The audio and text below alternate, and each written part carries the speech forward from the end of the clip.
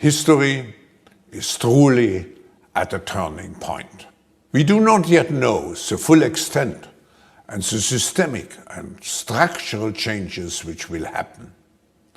However, we do know that global energy systems, food systems and supply chains will be deeply affected. To food shortage, yes, we did talk about food shortages.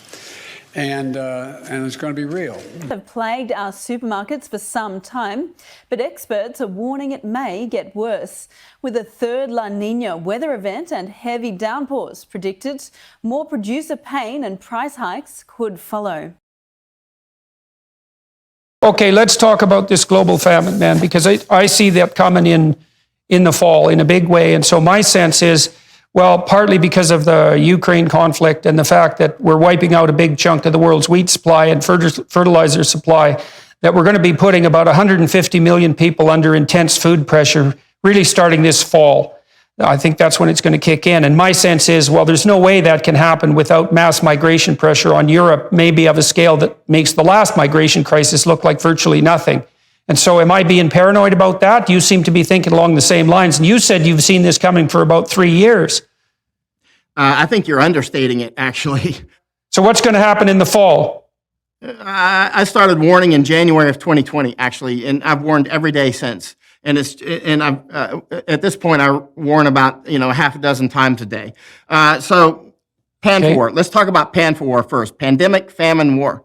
The triangle of death. They always go together. If you get a big war or a big pandemic or a big famine, you'll get the other two. You get one, you get the other two. It's Three Musketeers. And so, if you show a 1% increase in unemployment, you get a 5% increase in psychiatric hospitalization. And that's because there's a lot of people who are just barely making ends meet. And then if you double the cost of necessities like energy or, let's say, fertilizer, or we could even put in food, then you're going to produce a tremendous amount of economic pressure on these people, tilt them into starvation. And so we've seen what's happened in Sri Lanka, which is just an absolute bloody, major, significant, ongoing catastrophe. 21 million people in Sri Lanka. There's no way we're going to be able to feed them in any real sense for any long period of time. So all that eco movement forward on the Sri Lankan front is going to ensure that those poor starving people are going to eat every goddamn animal in that entire country to stave off starvation. And then they're going to burn everything for fuel, because what the hell else are they going to do? So this idea that we can make people poor, hungry, cold or hot by scaling back food production and disrupting energy supplies, and that's somehow going to save the planet, is as backwards a conception as any dimwit could possibly formulate. And so, okay, so what do you think is going to happen in the fall? Massive famines. When people are hungry, as you know, within 48 hours, they're going to hit the streets, right? And they'll start robbing the stores. They'll start robbing the trucks and the trains and the boats. And so then supplies stop going. Governments always start taking food from the farmers. They, without exception, in my study over the years, the governments always go for the farmers. And like in Egypt, recently forcing the Egyptian farmers to sell to only approved warehouses, that sort of thing. So people start robbing from the farmers as well, right? And then the farmers say, "Hey, I'm either bankrupt or I'm not making any money," and so the farmers stop farming. So that's how you see we get into the second season of this, right?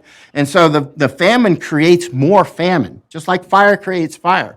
And then famine, let's say you have 20 million people that are hungry in Sri Lanka, and as their nutritional resources diminish, so too does their physical resilience. And now they're open to disease. Many of the people that die in famines actually die from things like, they call them famine fevers. One of those is typhus, another is relapsing fevers. Cholera, which is not a famine fever, waterborne, of course, fecal.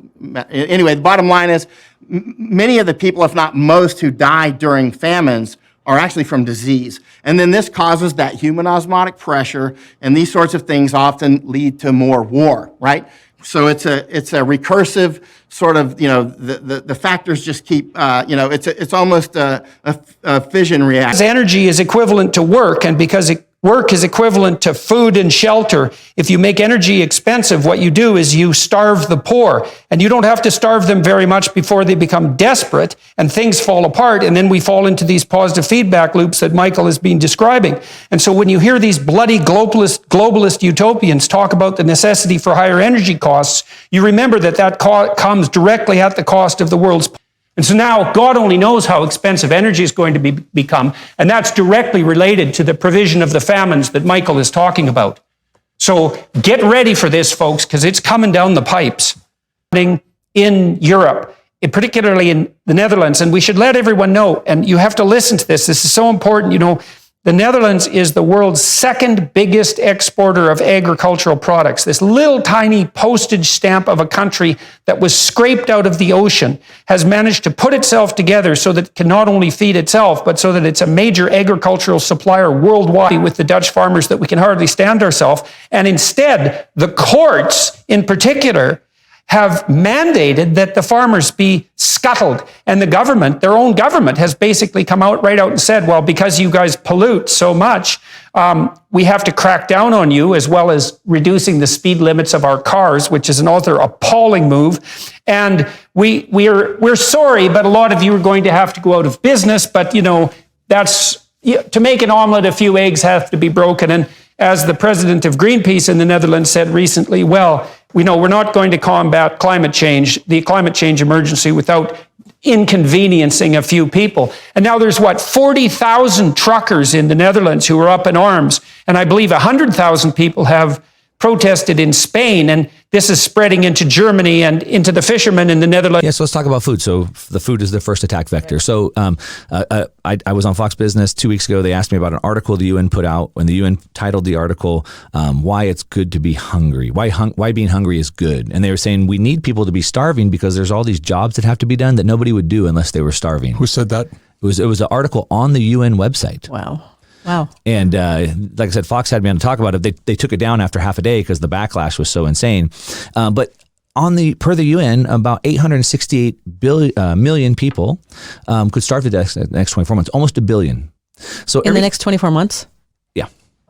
And so at a time, whenever Marxism has been tried in Russia in the early 1900s, about 25 million people starved to death. In Mao's Great Leap Forward, about 50 million people starved to death. Those were horrific, 50 million people. And they killed them too. We're talking about almost a billion now. And so at a time when we have almost a billion people that could be starving to death, shouldn't we be trying to get as much food as possible out? We would try to do everything we can. But in Holland, they've gone and shut down the farms. They're trying to take over their land, and they want to take over the farms and stop them from growing not just food, but also raising cattle and meat. And so now it's massive protests are happening in Holland at a time where we need more food. In the United States, the farmers are being paid not to plant. They're not allowed to plant on some of their land. And they went and they petitioned the Secretary of Agriculture and said, hey, let us plant. We can get more food. And they said, no. It's not in line with our agreement for the Paris Accord. Food in the United States because of climate change. Holland can't grow food, and now the protests are happening all over the world. And it's even bigger. So like in all throughout Europe, there's an energy crisis going on. Everybody should know that by now. I've been talking about it for 2 years. And they don't have natural gas. They're dependent on Russia for natural gas. But we need natural gas in Europe to make fertilizer, and we need fertilizer to grow food. We also need natural gas to process food. Okay, what are the three things what did the kitchen server say? So food, points? and then the next one is the energy. And the next one is? And then the money. Right, and that's what Records is talking about. Yeah. The CBDC, Central Bank Digital.